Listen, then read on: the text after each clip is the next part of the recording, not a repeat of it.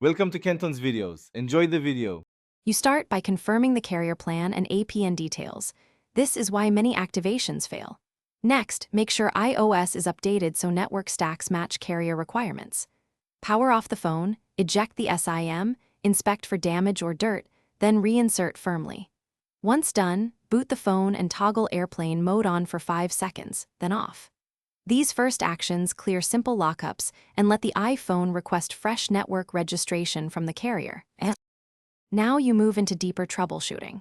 Reset network settings to clear corrupted profiles. This removes Wi-Fi passwords but resolves many issues.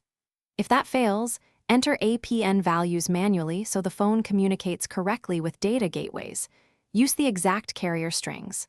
For eSIM setups, delete the eSIM profile, restart, then re-add or have the carrier push a new provisioning profile. Make sure to restart after each change, so the baseband firmware reinitializes and attempts network attach again.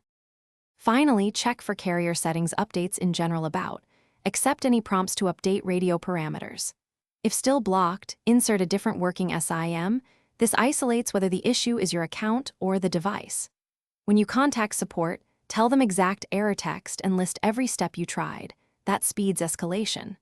One key tip: if you see the could not activate cellular data network message after an update, toggle cellular data off and on. Then restart. It often forces a fresh PDP context and fixes activation. Thanks for watching. Consider subscribing if we helped you.